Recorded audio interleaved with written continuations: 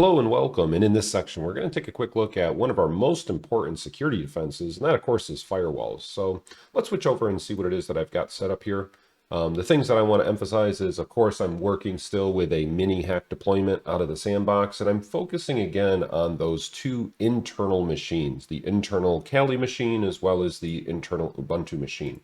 And just picking up from where I left off from this particular deployment to kind of confirm where I'm at, if I check my IP addresses here on this, you'll see it should follow the basic topology of I'm using a 192.168, my random team number that I was assigned, which for this particular instance happens to be 195. And then, of course, my Ubuntu machine is .2, and my Kali machine, this internal Kali machine, is .100. So those are the two addresses that I'm working with. These are not special address numbers by any means, and of course you could deploy a mini hack for yourself and just use the IP addresses that you're given to kind of complete a lot of these same tasks. Now, what I want to emphasize here, as I mentioned, was getting used to working with some of the firewall options. Firewalls, of course, are one of our most important security defenses in cybersecurity, and so learning how to go from I need to get my services working to I need to learn how to get my services working securely is certainly a good corner that we're trying to turn here at the NCAE national competition. So keep that in mind, that you do have to incrementally build upon your knowledge and keep trying things, but at some point we need to start thinking about what are some of the active defenses that I can do to be able to stop the malicious attackers and to create overall a more secure environment. Okay, so the thing that I want to emphasize here is that when you're working with firewalls and Linux systems, you kind of got to stop and ask, okay, which one and how am I going to interact with it? As you might have guessed by now, when working with Linux, there isn't just one way to do things. There's actually a variety of ways, and some are right and some are wrong, and sometimes it just doesn't really matter so long as you use the right options. So where I'm really going with this is most Linux systems have what's called IPTables. All right, and IPTables is a way that you can go and configure a firewall for our Linux distributions. However, sometimes when you're interacting with IPTables, it can seem a bit overwhelming and complex. And a lot of the options that you have for IPTables are not necessarily intuitive. In other words, it's not exactly as beginner Linux friendly. So there's nothing wrong with learning IPTables. In fact, I encourage that as best you can, you do try to learn IPTables, but it just might not be the best place to start. And so lots of security administrators as well have IPTables, of course, that's on their Linux system, but then they go and they put something that sits on top of that to help them manage IPTables. And so Ubuntu is a good example of something like that, because Ubuntu comes with some software called UFW.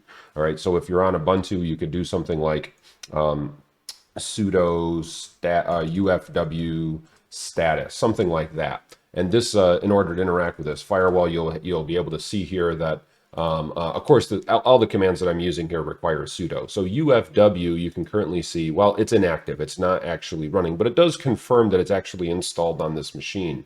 If you do the same command right now on the Kali machine, something like sudo UFW status, let's spell it correctly here, you'll see command not found. Okay, so some distributions come with this UFW thing, some do not. Whereas if I did something like sudo IPTables on my Kali machine, you'll see, oh yeah, IPTables is indeed here.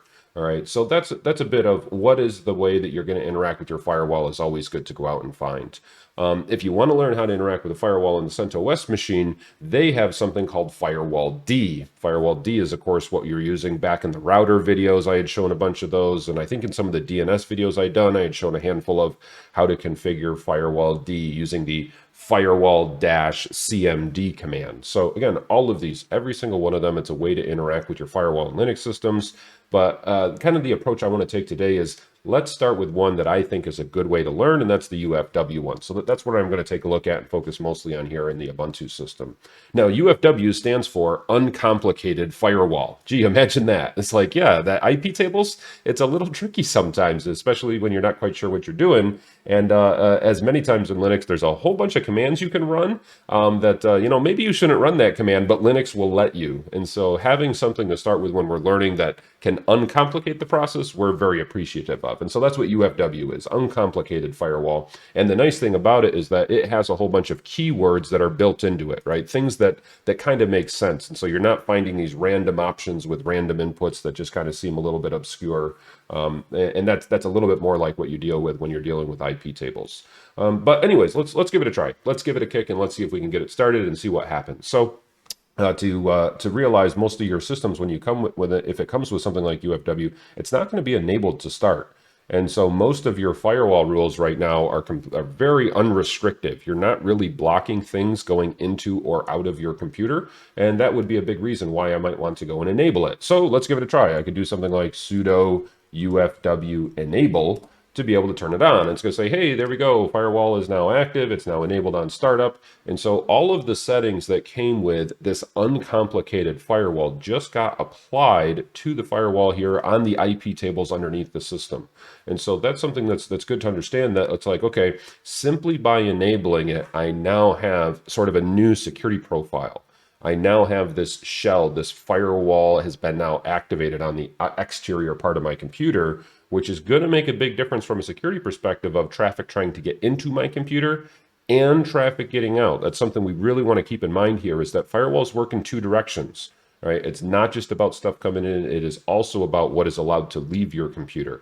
And of course, if you've got malicious software on your computer, yeah, maybe that firewall could block it from leaving and at least give you some time to identify it and clean it up. So anyways, okay, so let's see if I can now check my status again, right? I'll hit a couple up arrows and just say, let's run the status again and see what it says now. And you'll see, okay, yay, now things are active, okay? So that's a good thing to be able to do, is to say you probably have a firewall, but it might not be as active as you want it to be. And so that's a good first step, is to go and enable it, make it active, and let's see if we can continue to build on this. Now, one of the most classic things, of course, we want to start with is, how do you make a rule? All right, your firewall is made up of a whole bunch of different firewall rules, and you as the security administrator need to be able to determine what are the rules that are appropriate for this server on this network in this environment. And that's a really good checklist to start working your way through. Start with the computer, but then don't stop there. Continue your thought process out to, what about the bigger network? What about the rest of the environment that I want to interact with? And what type of services am I actually dealing with on this particular computer? But let's start with a simple one. So let's say I want to do something like, I'm going to take my internal Kali machine and say, you know what, that's a trusted machine. I'm going to create a rule that would allow traffic to go from that trusted machine over here to this particular machine. So let's give that one a try. I could do something like sudo UFW. And when you're dealing with UFW, there's a whole bunch of keywords that are really good to learn. And one of the easiest ones to learn is something like allow. And so this would create an allow rule that would allow you to add different types of either IP addresses or network ranges, to then say, this is something that's a trusted. This is going to be trusted in my firewall now, okay? And so I could say something like allow from, and then maybe type in the IP address of my internal Kali machine that I actually want to allow the traffic from. And so I could do something like 192.168.195.100. That's the IP address of my Kali machine. Sure. And say, okay, that would say, all right, firewall, I've now added in a new rule that's going to say, that's a trusted device. I'm going to allow traffic coming from that particular device. And so if I check my status again, you'll see that the status now starts to show you, here are the different rules that you've now started to add, your user added rules. So yeah, status starts to become a little bit more interesting. And that's definitely good. Let's take it a step further and say, well, what if I wanted to say, you know, that's something that's allowed, but let's kind of see maybe the reverse of it. What if I had something that I didn't want to allow? How would I perhaps do that? And a good way to do that would be to do something like sudo UFW and then deny. So those are two really key words that you're going to see here popping up with firewalls: traffic you want to allow and traffic you want to deny. So we're going to actively block things in this particular case. And I mentioned you could do this for a specific IP address, or you could do it for an entire range, for an entire network. So I could say something like deny from, and maybe I'll take my 192.168.195 network and block everything else that's on this network. And so I could do something like this, like 192.168.195.0. Remember, .0 is oftentimes the IP address that's reserved for the network itself. And that's why your devices start at like IP address .1, .2, .3. All right, so .0 would be able to say, okay, now we're referencing the network without referencing a specific device on the network. And we can then add in the subnet mask for this to say that this is a /24 network. And so that's going to add a deny rule to say anything on 192.168.195, all right, that's going to be a device that I'm now not going to allow traffic from, something like that. And of course, that rule will work as well. So this would allow you, using either the keywords of allow or deny, you could block a specific IP or allow a specific IP. And likewise, you could identify entire network ranges by doing something like this. Okay. And so if I check my status now, we'll get to see it's like, hey, great, now I've got an allow rule, now I've got deny rule. And that's the general idea of how you could start thinking about security, and at least from a very simple perspective here on from a firewall perspective. Now I want to take it a step further and ask a simple question. You know, like my Kali machine falls in that range, right? I have an allow rule from 192.168.195.100. I've got a deny rule that says, well, block everything on 192.168.195.0/24. So in other words, did my second rule that I just created, my deny rule, did that just make my first rule irrelevant? And that's a really important question to understand, right? Because the allow, that particular IP, actually falls in the range for my deny rule.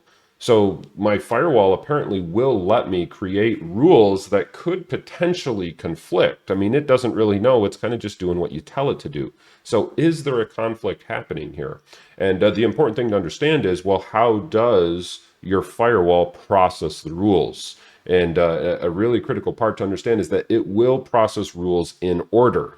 In other words, the order of operations in which you add, allow, deny your rules, that's the order in which your firewall is going to allow things or is going to process things. So in this particular case, to answer the question, did my second rule make my first rule irrelevant? In this particular case, no, it didn't, because the allow rule will process first, meaning I kind of whitelisted my Kali device. But then the deny rule that goes and blocks everything that gets processed afterwards will hit every other device on that particular network. However, if I reversed the order of these, if I had made that deny rule first, then yeah, making the allow rule afterwards, the traffic is already going to be blocked by that first deny rule. So definitely your order of operations becomes really important when you start thinking about things like this. Another common type of rule that we want to pay close attention to when dealing with our firewalls is many times we have legitimate services that are running on our devices. In other words, this particular computer could be something like a web server. It could be something like an SSH server or a DNS server. And simply by enabling your firewall, you have to start to understand, well, I've now enabled this protection. How does that affect the services that are running on this? And you can start to see some of this information if you add on a keyword on the end of status by saying something like verbose. Verbose. It gives you a little bit more details. All right, so I'm going to say sudo UFW status verbose. And you'll see what this kind of tells me is just by enabling UFW, you now have this basic security profile that's been turned on. All right. In other words, any incoming traffic, if you do not specify otherwise, we're going to block it. Any outgoing traffic from your computer, we're going to allow. And then trying to take anything else and forward it on, in other words, to have this device act as a router, yeah, that's going to be currently disabled. And that's a pretty standard configuration for most firewalls when you enable a firewall.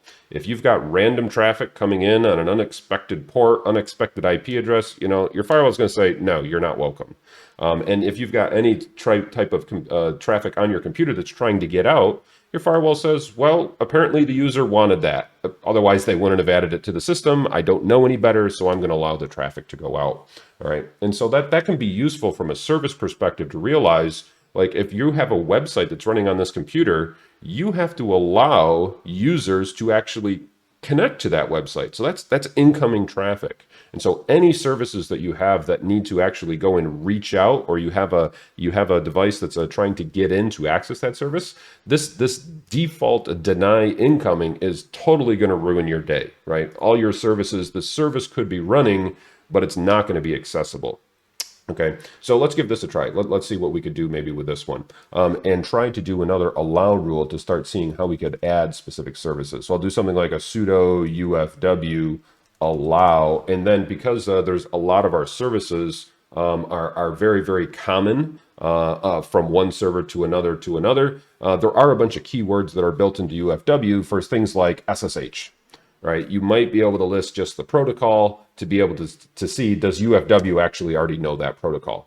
And you'll see when I do that, sudo UFW allow SSH, and now I'll go ahead and check my status again.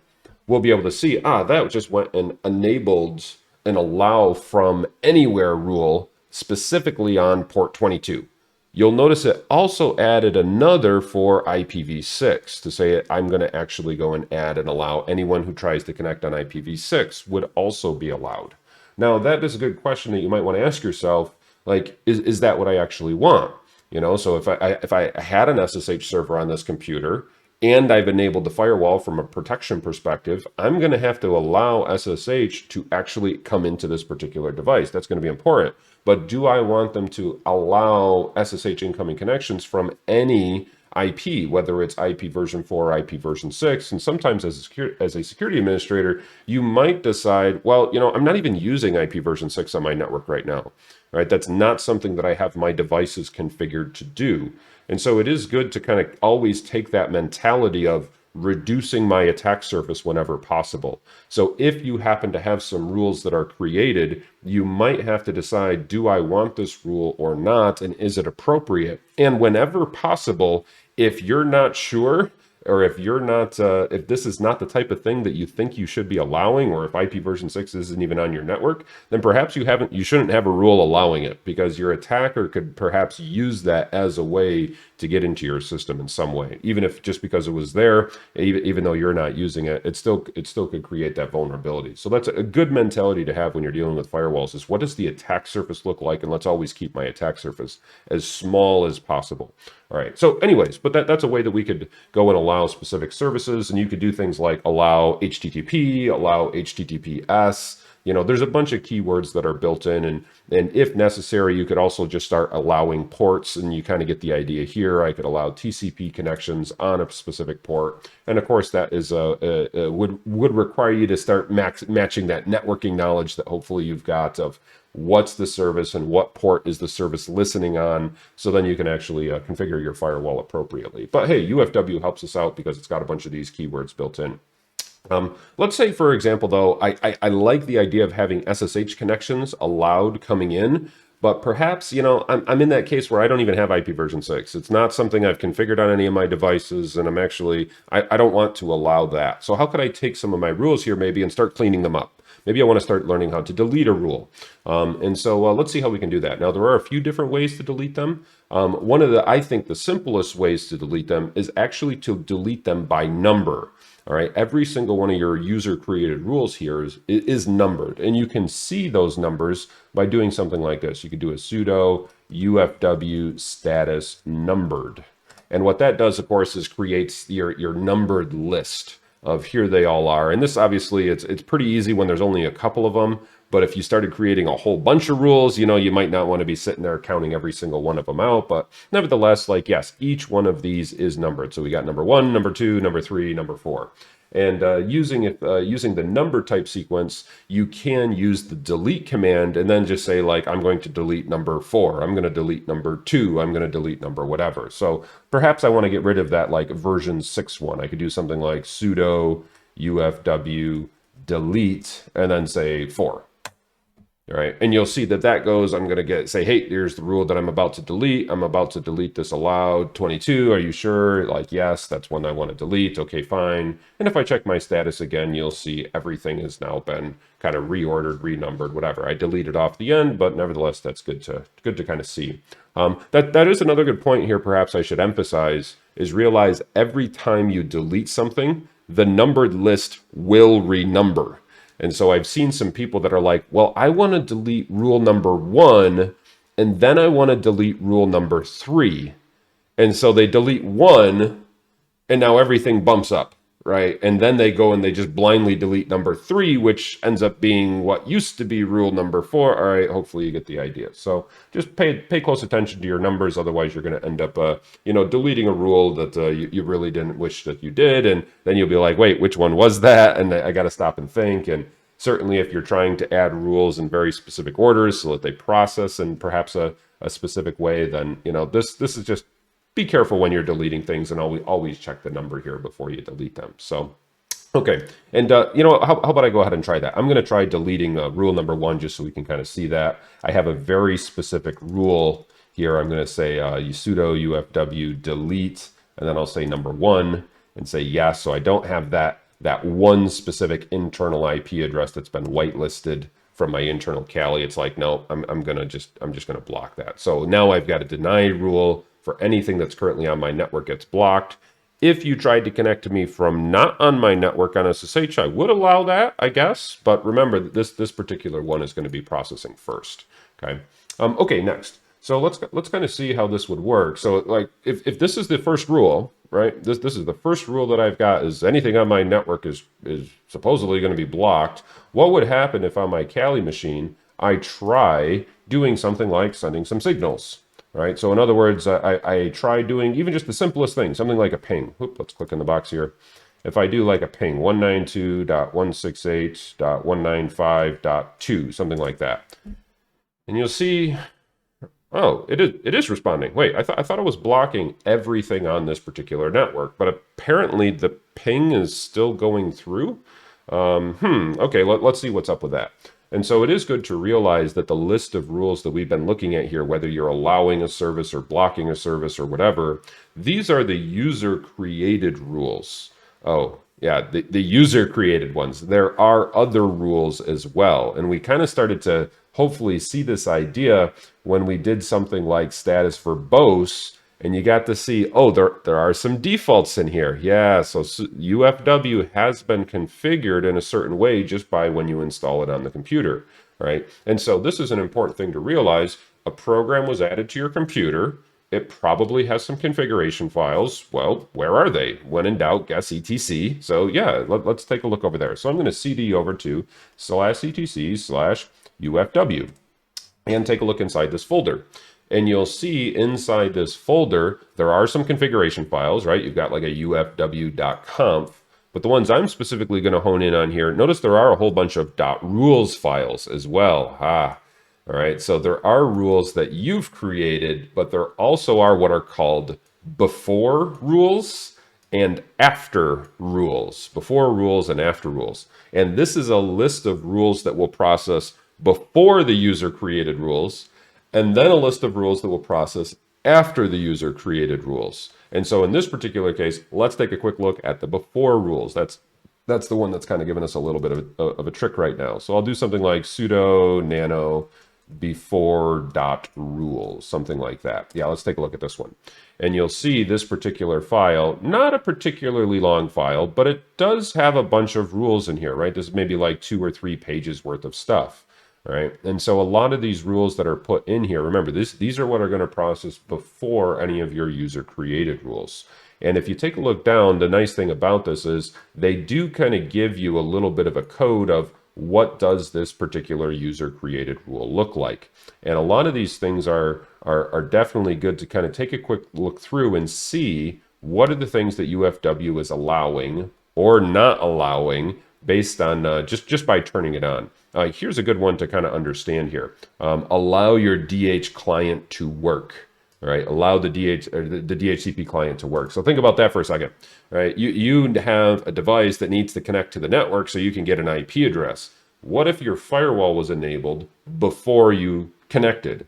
If the firewall was enabled and blocking everything, it would include blocking that request for you to get a specific IP address, right? And so that's kind of the type of thing of like, well, okay, maybe just by turning on a firewall, I don't want to block the DHCP server that's going to give me my IP, right? And so that's the type of thing where it's like, yeah, we thought about that.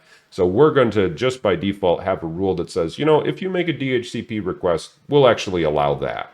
All right, so there's an example of a rule that, yeah, we probably don't want to go messing with that one. Otherwise, just by having the firewall on, we're not going to get IP addresses from DHCP.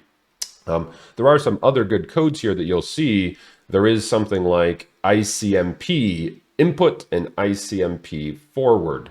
All right, and so these are some other rules we want to take a look at, and definitely ICMP, of course, this is what ping is using, right? We've got ICMP is what ping uses whenever you're about to test this. And the key word that we want to notice out of all this is you'll notice how every single one of these ends with except. So you create this rule that says, look, if we get ICMP traffic, if someone tries to ping me, I'm going to accept this traffic. And that, of course, is what is processing before any of the user created rules that I've gone and made. So that's why the ping is still working. I might have tried connecting with some other service, like if I tried SSHing to the machine, yeah, maybe that would get blocked, or if I tried going to the website, but specifically with ping is still being allowed because of rules like this. It also is good to kind of take a moment here and emphasize, I know I mentioned this when I was doing the initial router configuration video way back in CentOS, but it's good to understand the difference between input as opposed to forward. So there's an important concept here when we're dealing with Linux firewalls. You can have traffic that's designed to come into your computer. You can also have traffic that's designed to be forwarded on to another computer, all right? So you've got traffic meant for that device itself, or traffic meant for some other device that's going to be forwarded, all right? And so if you're configuring a router, forward rules become really important because that's you taking traffic and sending it on to another device. That's a forward. Something that's meant directly for your device is an input. And so specifically for us, we're not configuring this Ubuntu machine to be a router, right? And so the ping rules that I'm really interested in are these here that are under the input section. And if I wanted to not allow ping anymore for this, I could do something like change the word except to drop. And now in this particular case, if I receive any of this ICMP traffic that's meant directly for me, oops, I just hit the wrong button, hit delete there. Let's get rid of that. I'll change that to drop. And then finally drop, the last one. All right, you'll see now as I process these particular rules, I'm not going to accept those pings anymore. So let's give that a try. I'll save that, Control X, Y, Enter, all right, out of my before rules. And so now I've got these defaults that now that I've kind of made some changes to this, I'll simply go and reload the firewall. I could do something like sudo UFW reload. And it will go and it will reload all of those rules that were kind of hard-coded into the before rules section. And so now if I come back over here to my Kali machine, and if I try hitting an up arrow and running this again, you'll see this time it's like, yeah, we're not accepting those ping signals anymore, right? Everything just drops. Nothing actually gets responded. It just kind of hangs there. It says, hey, we tried sending a bunch. There was 100% packet loss. All right, the device is no longer responding because of the firewall. So good to realize, just because you ping an IP address, that doesn't necessarily mean there is not a device there. What it really means is just there wasn't one there that responded to ping. And most Linux computers will respond to ping unless you've reconfigured the firewall. This is actually opposite to Windows. Windows by default will drop ping signals unless you specifically allow them. So Windows actually has a slightly more resistant configuration straight out of the box. You'd have to go into your IP firewall rules and actually allow this ICMP response to happen when you're dealing with Windows devices. So anyways, good little piece of trivia is to know if you're dealing with Windows or if you're dealing with Linux and kind of how it relates to ping. All right, so let's take it one step further here and say, let's say on this Ubuntu device, I want to do something like allow my SSH server to work.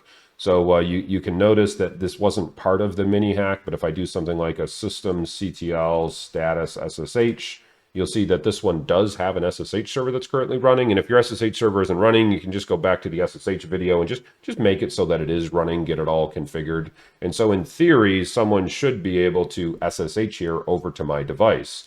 And so if I were to try that right now, what would happen? If I'm on my Kali machine and I try doing like SSH sandbox at 192.168.195.2, that's where the IP address is, what's going to happen? It's like, well, I have an SSH server that's running. I sent this SSH request. It doesn't really matter that ping's not responding. That's okay, kind of irrelevant. But remember, if I check my status of my firewall at the moment, like sudo UFW status, remember, I've got a deny rule that's processing first. So I am allowing SSH connections to happen, but not if you're on this network, which is, of course, the only network that I'm actually connected to. So got to pay close attention to our firewall rules and which order in which they're processing. So to clean this up, maybe I want to say, look, I'm going to allow SSH connections, but I might just deny everything else. Then yeah, maybe that would be a way that you might want to configure this. So in other words, I'm going to have to get rid of rule number 1, right? This is just going to time out. That's going to hang. That's never going to respond. So I'll interrupt that and we'll try again here in a second after I do my reconfiguration. I'll do like a sudo UFW delete and then number 1. I'll delete that first rule. Yes, and so the only thing that I've got on this is to say, look, I will allow SSH connections because I do happen to have an SSH server that's running on this. And so now if I try hitting my up arrow here, let's click in the box again and try doing that reconnection. It says, oh, okay, yeah, I found an SSH server. Do you want to trust it? Yes. I can type my password if password, and now I'm actually on the Ubuntu system, right? I could do like an IPA and see like, yes, this is now the 192.168.195.2 address. All right. And so paying close attention to what are the services you actually want to allow on your devices when you're configuring things that are servers, and the only thing that matters is perhaps SSH, or the only thing that matters is HTTP or HTTPS. Maybe you want to enable a firewall and try to actually have it actively block things that you don't actually want to allow. All right. So it does take a bit of practice and a little bit of knowing about your topology and knowing about your profile to see. But why allow things that really shouldn't be happening? Take the time to set up your personal firewalls on your devices, lock them down a little bit further, and at minimum make it harder for the attackers to actively work their way into your devices. It is also important to realize that if you've gone and made a whole bunch of changes, UFW can be completely reset. So, worst case scenario, maybe your firewall gets completely screwed up. Maybe the attacker goes in and creates a whole bunch of firewall rules that completely mess with your system. UFW does come with a nice little reset command as well. So all the changes that I've been making, let's say I want to destroy them all, reset everything. I could do something like this. I could do sudo UFW reset. And it's going to say, are you sure we're about to destroy everything? And you'll see it will create backups of your rule files. So you'll notice in /etc/UFW, it creates this little backup. It's all time stamped in here. And so that is nice of them to be able to create different backups of your rules. But nevertheless, now everything has been completely reset.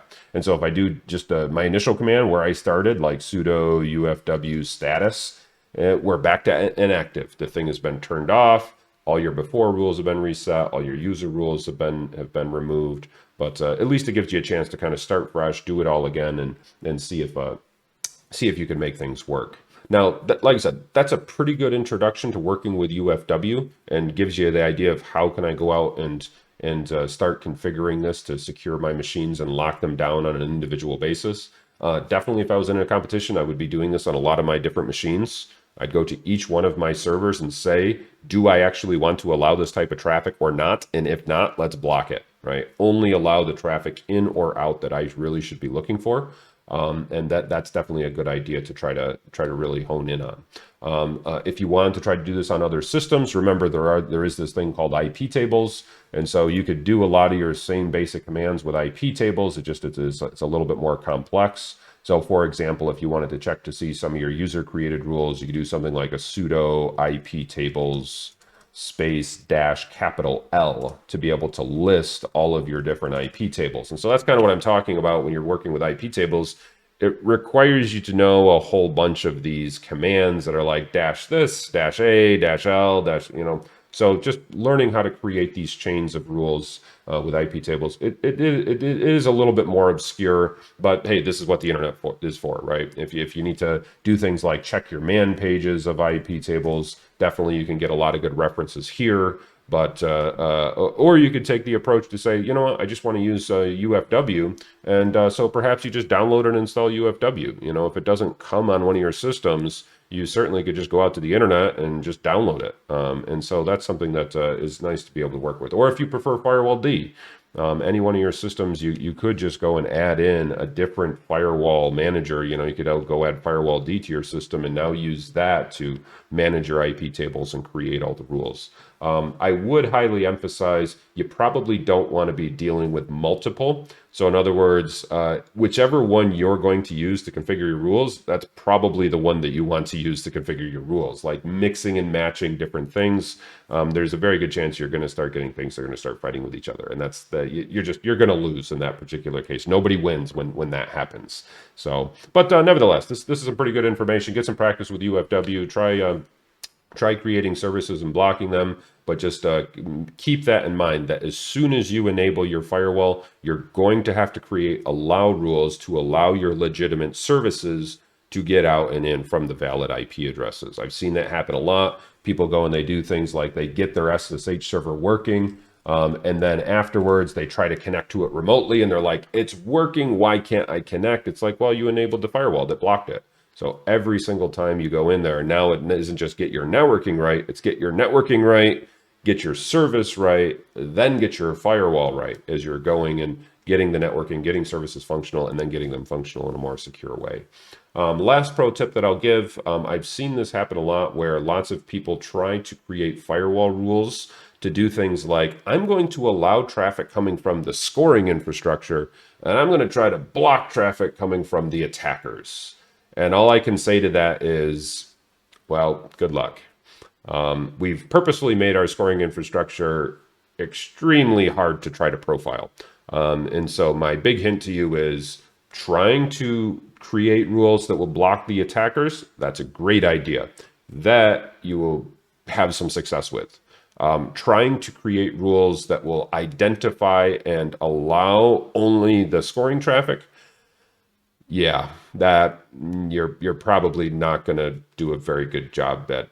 You won't be very successful at doing that. We've purposely made it very, very difficult to try to do that. So at that point, it's no. You can absolutely try to block attackers, but the scoring infrastructure is really meant to simulate what if I had valid traffic coming from the internet, and you really have no idea where that traffic is going to be coming from because it could be from any specific IP address out on the internet. And so just kind of keep that in mind, that there are some things that are worthwhile. There are some that if you try to like game the competition, well, you got to remember all of us organizers, we're former competitors. We've probably thought of that. So feel free to challenge it. Feel free to try, but don't be surprised when you try creating rules like that. All that you end up doing is just blocking the scoring infrastructure and you don't receive credit for the things that you actually have functional. So nevertheless, that's just a bit of tips here for our competition, but the more you can learn about firewalls, certainly the better. And I'll continue guys to challenge you guys to create little topologies here with your little mini hack and try turning on different services and see if you can get the firewall rules working. A lot of good things that I just kind of opened the door for, and all you need to do is take a little bit of time and practice different scenarios. Okay, great.